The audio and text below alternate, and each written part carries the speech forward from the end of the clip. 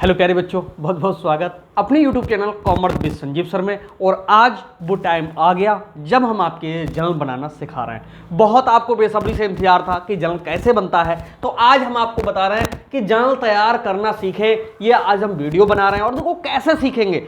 इससे पहले आपने देखा होगा पूरे YouTube पे तमाम लोग अपनी अपनी बातें करते हैं और बहुत ज़्यादा थंबनेल ऐसे बना देते हैं कि हम लोग देख करके सोचते हैं अरे इस बार तो सब कुछ हो ही जाएगा। लेकिन किसी चीज़ को अगर सीखना होता है तो एक सिस्टम में जाना होता है। हमारी अपनी एक आदत है कि हम जितना भी बोलते हैं बस उतना करके दिखाते हैं। तो हम आपको बता दें 100% आज ही आपको हम जर्नल बनाना 50% से ज़्यादा सिखा देंगे और अगली वीडियो देखोगे उसमें और ज़्यादा क्लियर हो जाएगा।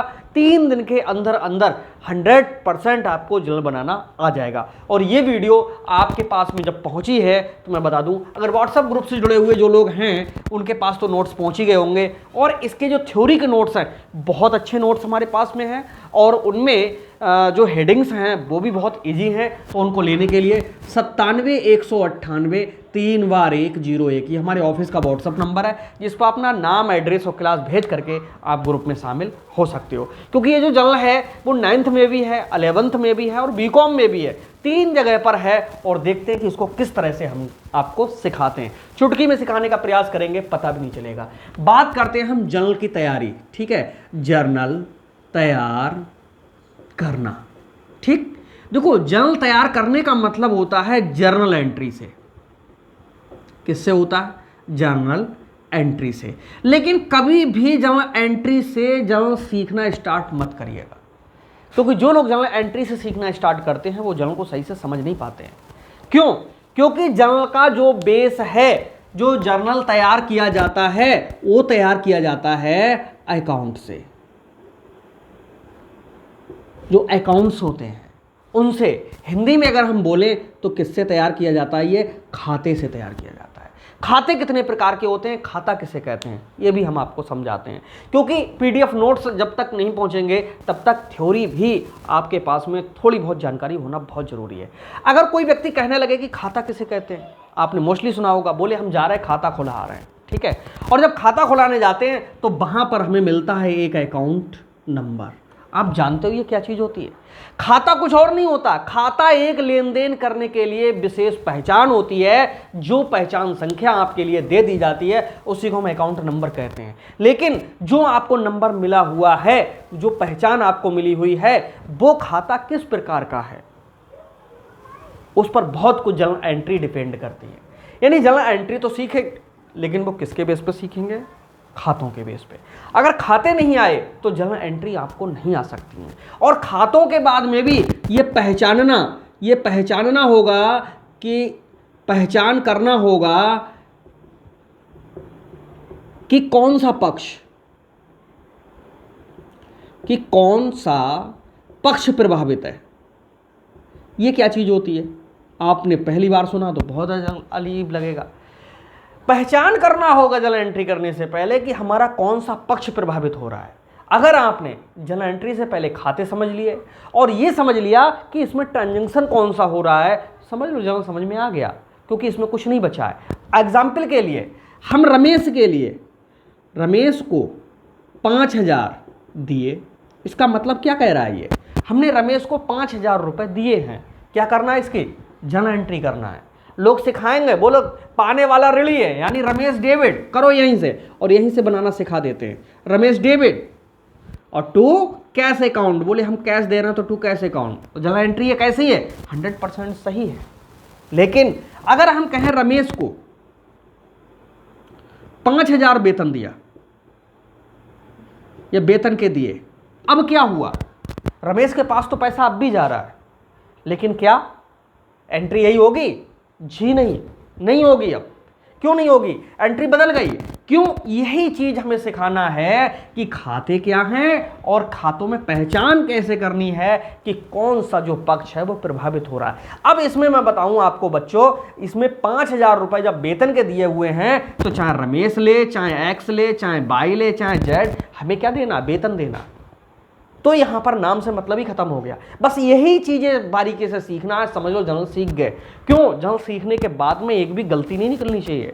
और हम उस मुकाम पे ले जाते हैं कि बच्चों को बिल्कुल जैसे पेड क्लासेस में पूरा नॉलेज देते हैं, एकदम सटीक जानकारी देते हैं और उनको एकदम 100% ट्रेंड बनाने का प्रयास करते हैं। तो यूट्यूब पे भी हम आपको बताएं, हमने वही कसम खाई है कि हम आपके लिए जो भी सिखाएंगे एकदम सॉलिड सिखाएंगे। ओके, तो यहाँ पर हम आपको बताएं जो रमेश है उसकी जगह पे सीधे सैलरी आ जाएगी। अब सैलरी अकाउंट डेबिट और टू कैश नरेशन में लिखा जाएगा बीइंग सैलरी पेड टू कौन, रमेश। अब रमेश गायब हो गए, सिर्फ नरेशन में दिखाई दे रहे हैं। तो वही चीज़ें अगर आप ये रूल समझे हुए होगे 100% आपके लिए जर्नल में कोई दिक्कत हो ही नहीं सकती है। तो स्टार्टिंग करते हैं एक सिस्टम से, आइए समझाते हैं आपके लिए। देखो जर्नल तैयार कर किस तरह से हमें करना होगा।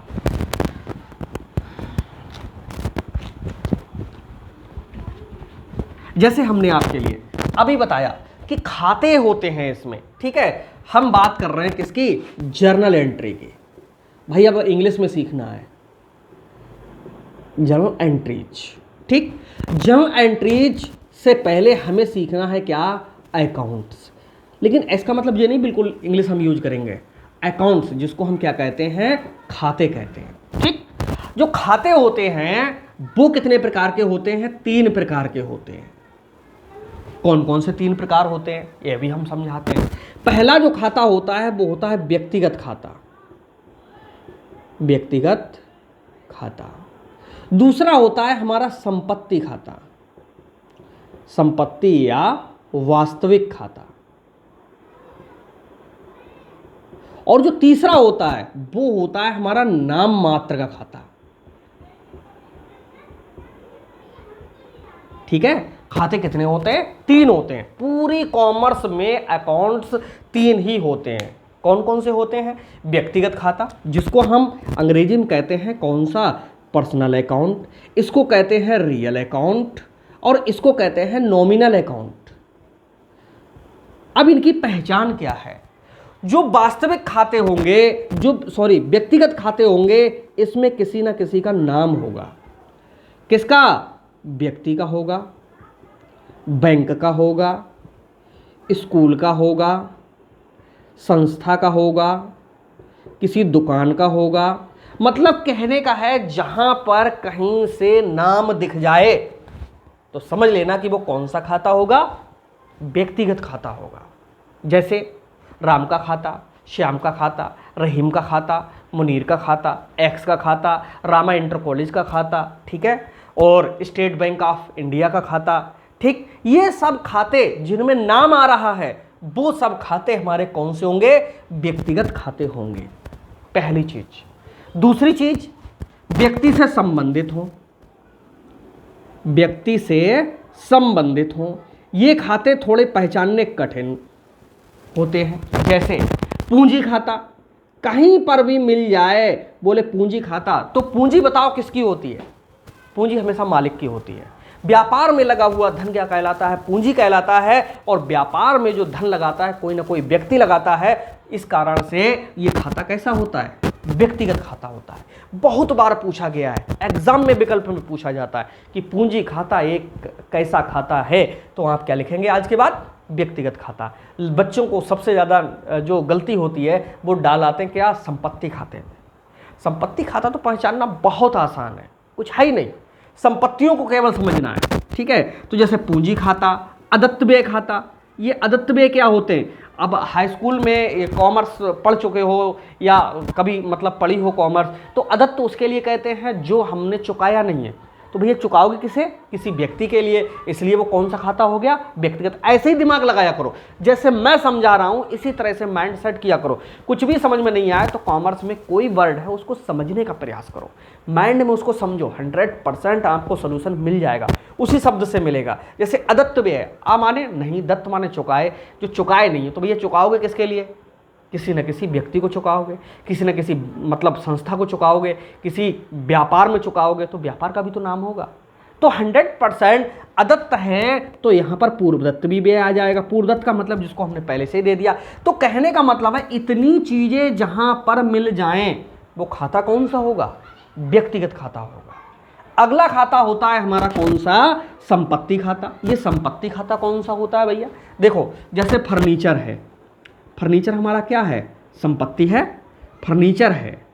रोकड़ है यानी रुपया पैसा, भवन है, ठीक, भूमि है, ठीक, घोड़ा गाड़ी है, ठीक, रहतिया है, अंतिम रहतिया जिसको हम स्टॉक कहते हैं, अंतिम स्टॉक है। ये सब हमारी किस में आते हैं? संपत्तियों में आते हैं। इसलिए ये कौन से खाते हैं? संपत्ति खाते हैं। ठीक है, पहचानना सीख जाओ। जब किसी का नाम हो, नाम से संबंधित हो, वो खाता कौन सा होगा? व्यक्तिगत खाता। और जब किसी संपत्ति से संबंधित हो, वो खाता कौन सा होगा? रियल अकाउंट, जिसको हम कहते हैं संपत्ति खाता। अच्छा, तीसरी चीज है, जो कुछ इन दोनों को छोड़ करके बचता है वो सब पहुंच जाते हैं किसमें? नाम मात्र के खाते में। और नाम मात्र के खाते कहते किसके लिए हैं? उनके लिए कहते हैं जो एक निश्चित लेन देन से संबंधित होते हैं, यानी वर्ष भर के अंदर जैसे इनका लेन देन पूरा हो जाता है ये अपने आप बंद हो जाते हैं। ऐसे खातों को हम नाम मात्र के खाते या नॉमिनल अकाउंट अंग्रेजी में कहते हैं। इनमें क्या क्या शामिल होता है? आय व्यय, भैया व्यय शामिल होता है इसमें, आय शामिल होती है, लाभ शामिल होता है, हानि होती है। यानी कहने का मतलब है खर्चे, जितने एक्सपेंसेस होते हैं वो सब किस में चले जाते हैं? नाम मात्र खाते में। अब एक्सपेंसेस कौन कौन से होते हैं? व्यापार चलाते हो तो कौन कौन से होते हैं एक्सपेंसेस? देखो, फुटकर व्यय होता है, सामान्य व्यय होता है, बिजली व्यय होता है, संचालन व्यय होता है, वेतन होता है, मजदूरी होती है। ये सब चीज़ें हमारी कौन से में आती हैं? नाम मात्र के खाते में आती हैं। तो तीनों अकाउंट उम्मीद है आपको कुछ कुछ क्लियर हो गए होंगे। कमेंट में जरूर लिखना कि कुछ कुछ क्लियर हुए या ज़्यादा क्लियर हुए, ओके, जिससे हमारी हिम्मत बनी रहे और हम आपके लिए मेहनत से लगे रहें। बहुत ताकत पड़ती है पढ़ाने में। क्यों? किताब से तो सब पढ़ा देते हैं, लेकिन बिना किताब के जो पढ़ाता है तो समझ लो भाई माइंड में ही सब कुछ लेकर के चलना होता है, कहाँ से आपके समझ में कैसे आए।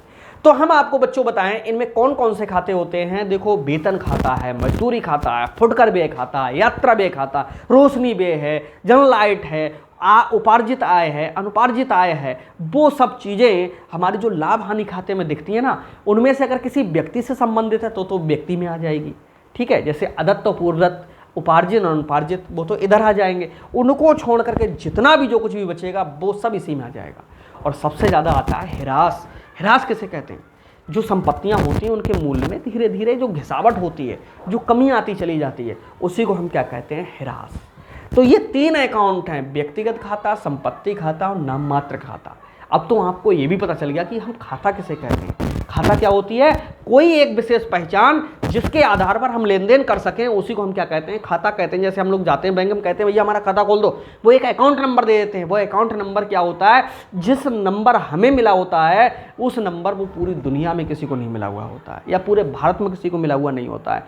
तो उसी अकाउंट पे हमारी पहचान होती है और जितने भी लेन देन होते हैं नंबर डाला तुरंत निकल आते हैं।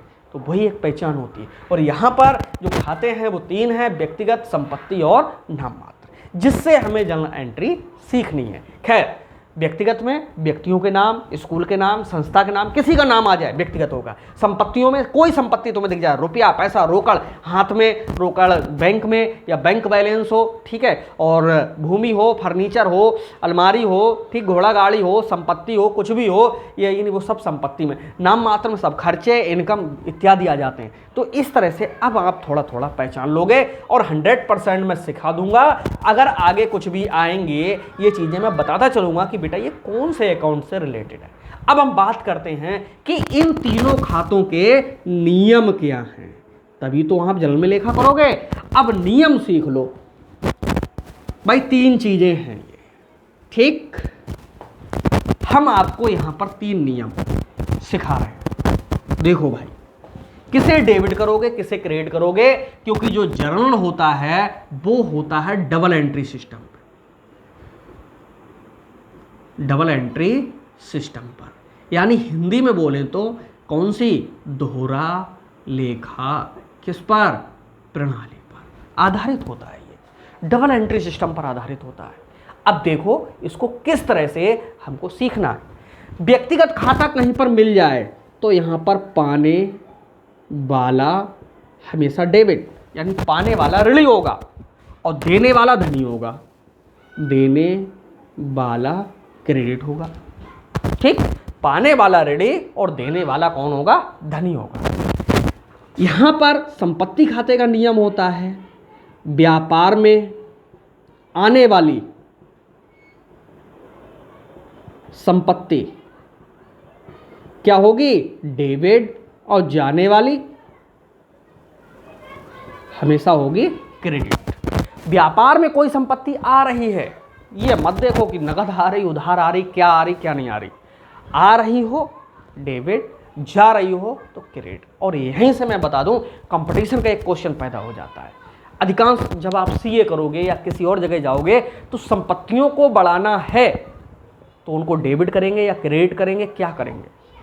अब बच्चे यहाँ बहुत कंफ्यूज होता है, क्योंकि हमारे खाते में जब पैसा जमा होता है तो हम देखते हैं मैसेज आता है your account has been credited with rupees इतने इतने इतने, तो हमको लगता है कि संपत्तियाँ क्रेडिट में करनी है। छी नहीं, संपत्तियों को जितना बढ़ाना है उतना हमें क्या करना है? डेबिट करते चले जाना है। वो यहीं से नियम होता है।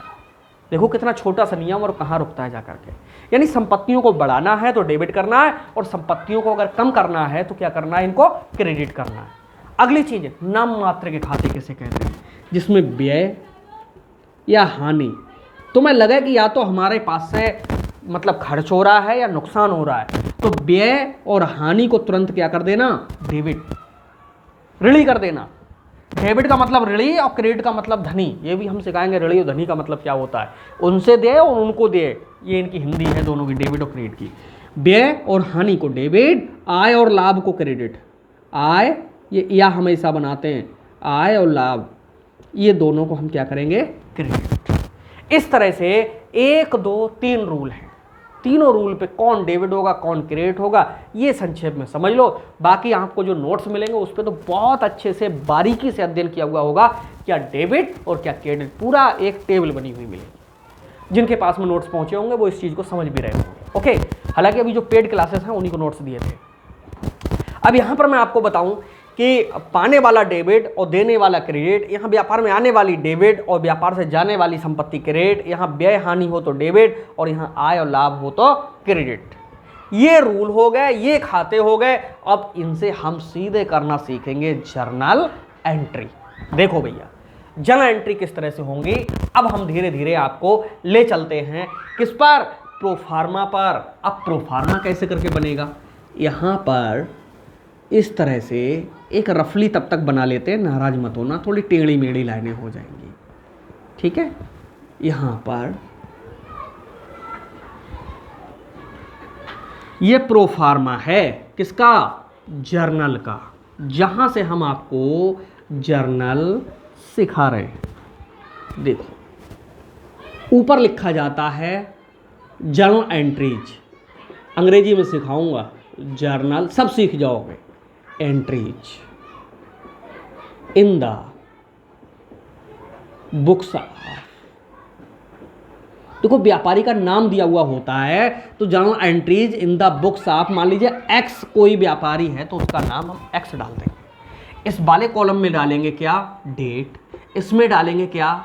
पार्टिकुलर्स। और इसमें डालेंगे क्या? LF, लेजर फोलियो नंबर होता है, खाता पृष्ठ संख्या भी इसे कहते हैं, जो लेजर में पड़ता है जा करके। यहाँ पर अमाउंट डेबिट और अमाउंट क्रेडिट। डेबिट क्रेडिट लिखो मत लिखो वो अपने आप सेट हो जाती हैं। पहले वाली डेबिट होती है और ये वाली कौन सी होती है? क्रेडिट होती है, ठीक है। अब हम आपको बताएं, एक एग्जाम्पल बताते चलेंगे और उसी की हम जर्नल एंट्री करते चलेंगे, ठीक है। और यहाँ पर हम अब लिख रहे हैं, थोड़ी देर पहले जो हमने जर्नल एंट्री की थी उसी के लिए। भाई गाड़ी ख़त्म हो गई, पेट्रोल डलवा लें, बहुत सस्ता पेट्रोल है इस समय, आप भी देखिए।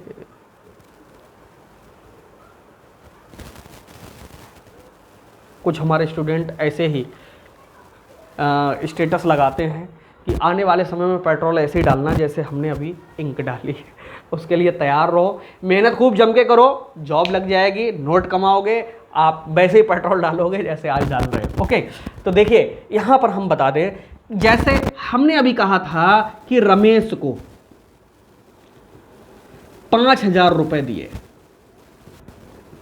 देखो कितने खाते इसमें, हमें सब में दो खाते प्रभावित कर होंगे, वो ही ढूंढने हैं, एक डेबिट के लिए और एक क्रेडिट के लिए। देखो रमेश को 5,000 रुपए दिए, तो दिए किसने? व्यापारी ने। पूरी कॉमर्स पढ़ते समय अपने आप को व्यापारी समझ लो। अब यहां पर ऐसे समझ लो कि हमने 5,000 रुपए कैसे दिए रमेश को, पाने वाला कौन हो गया, रमेश। देखो भैया रमेश एक व्यक्ति है, व्यक्तिगत खाते में ढूंढ लो, पाने वाले को क्या करते हैं, डेबिट करते हैं। तो इस तरह से कोई डेट दी हुई हो तो यहां पर डेट डाल देना। अभी डेट को छोड़ देते हैं, रमेश को डेबिट करना है, यानी रमेश और डेबिट, किसी नाम के आगे अकाउंट नहीं लगता है। अकाउंट लगाओगे तो रमेशेस अकाउंट करना पड़ेगा, यानी एपोस्ट्रोफी एस लगाना पड़ेगा, तब अकाउंट लगाएंगे नाम के आगे। लेकिन कोई जरूरत नहीं, सीधे लिखो रमेश, यानी पाने वाला कौन होता है, ऋणी होता है, तो रमेश तो हो गया डेबिट।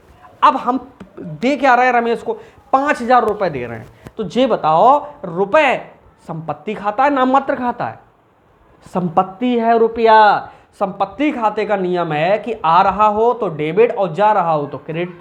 तो जब 5,000 रुपए हमने रमेश को दिए तो जा रहा है, और जब जा रहा है तो क्या क्रेडिट करना होगा, और कैसे करेंगे, टू कैश अकाउंट। नरेशन में लिखेंगे being cash given to Ramesh. बहुत से टीचर जो होते हैं बहुत लंबी नरेशन लिखाते हैं, इसके नंबर नहीं होते हैं भैया, ऊपर जो डेबिट किया है और दूसरा क्रेडिट नहीं लिखना होता है, अपने आप वो क्रेडिट मान लिया जाता है, इसके नंबर होते हैं। ठीक है, कितने रुपए, 5,000 और 5,000। ठीक है, इस तरह से ये एक जर्नल एंट्री हो गई। यहां वाले कॉलम में एक लाइन खींची जाती है। ओके, अच्छा एग्जाम्पल के लिए हम यहाँ डेट भी डाल देते हैं। क्या डेट डालने, यहाँ पर 20 अप्रैल 2022 डाल देते हैं। ठीक, अगली जो लेन देन है वो भी इसी डेट को है, तो इसी तरह से लिख सकते हैं, और यह लिख सकते हैं क्या, 20 अप्रैल 2022। ठीक है, अब हमें क्या करना है, मान लीजिएगा कि दूसरी एंट्री हमें सिखानी है, रमेश को 5,000 रुपए वेतन के दिए। अब हमें क्या करना है, अब हमें यह ढूंढना है कि इसमें दो खाते वो कौन कौन से हैं जो प्रभावित होंगे। दिख रहा होगा अभी तो। देखो रमेश को 5,000 रुपए वेतन के दिए, तो एक बात तो निश्चित है कि इसमें एक व्यक्ति का भी नाम आ रहा है, 5,000 रुपए भी आ रहे हैं और वेतन भी आ रहा है। ठीक है, वेतन का मतलब खर्च, इसका मतलब नाम मात्र अकाउंट हो गया। तो उल्टा ढूंढते हुए लाएंगे, हम ये देखेंगे कि क्या अगर हम रमेश की जगह पे अगर हम सुरेश को वेतन दे दें, कोई फर्क पड़ रहा है भाई? अगर हम रमेश की जगह सुरेश को वेतन दे दें, कोई फर्क पड़ रहा है? ऐसा हो रहा कि 5,000 की जगह 4,000 में काम चल जाए? नहीं चलेगा। तो ऐसे खातों में नाम से कोई मतलब नहीं होता, ये हम आपको सिखाना चाह रहे हैं। इसमें सीधे मतलब होता है रुपए से, और किस चीज के दिए, वेतन के। वेतन जो काम करेगा वो लेगा, कभी रमेश करेगा, कभी सुरेश करेगा, कभी दिनेश करेगा, कभी महेश करेगा। तो इनके नामों से मतलब नहीं होता है। खर्च में क्या है, किस चीज का खर्च है वो देखना होता है। अब यहां पर देख लो, वेतन है तो क्या होगा, खर्च होगा, और खर्च को हमेशा क्या करना, डेबिट। इसीलिए वेतन को अंग्रेजी में कहते हैं सैलरी।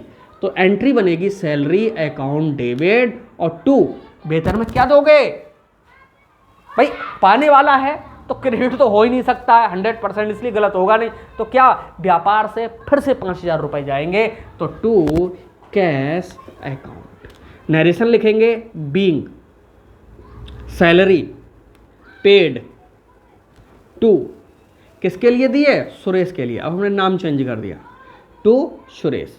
नरेशन में लिख दिया कि हाँ भाई सुरेश को दी। अच्छा नहीं लिखोगे सुरेश को दी, सीधे लिखोगे बीइंग सैलरी पेड, तो क्या गलत हो जाएगा? नहीं गलत होगा, सही है, कोई फर्क नहीं पड़ेगा। 5,000 यहाँ और 5,000 यहाँ। ठीक, अगला क्वेश्चन, 6,000 में फर्नीचर खरीदा। देखो 6,000 में, तीसरी एंट्री हम सिखा रहे हैं, 6,000 में फर्नीचर क्रय किया। और अब की देखो क्या हुआ, अब की दोनों 6,000 रुपए में फर्नीचर खरीदेंगे तो भैया फर्नीचर आएगा और रुपया चला जाएगा। दो खाते प्रभावित हो रहे हैं, एक तो रुपए का और दूसरा किसका, फर्नीचर का। दोनों कौन से खाते हैं, संपत्ति पड़ गए, कोई फर्क नहीं पड़ेगा। संपत्ति खाते का नियम है, आने वाले को डेबिट और जाने वाले को क्रेडिट। तो जब फर्नीचर खरीद रहे हैं तो क्या आएगा, इसी डेट के लिए फर्नीचर। एंट्री होगी फर्नीचर अकाउंट डेबिट, और क्या जा रहा है, कैश, तो टू कैश अकाउंट। नरेशन में लिखेंगे बीइंग फर्नीचर परचेज्ड, कितने हजार का, 6,000 का, और कितने का, 6,000 का। इस तरह से ये 3 एंट्री अभी हमने करके देखी, ठीक है। अब हम लोग थोड़ा सा 1 मिनट के लिए रेस्ट लेते हैं, तभी अगले चलते हैं। तो यहाँ पर इसका उससे पहले मान लीजिए पन्ने का एंड हो गया है, तो हम अगले पेज पे जब पहुँचेंगे तो उससे पहले टोटल करना होता है 5 5 10 और 6 कितने, 16,000, और यहाँ पर भी कितना होता है, 16,000। ये दोहरा लेखा प्रणाली पर आधारित है, जिसके डेबिट और क्रेडिट दोनों पक्ष कैसे होते हैं, बराबर होते हैं। ओके, अब इसके बाद का देखते हैं।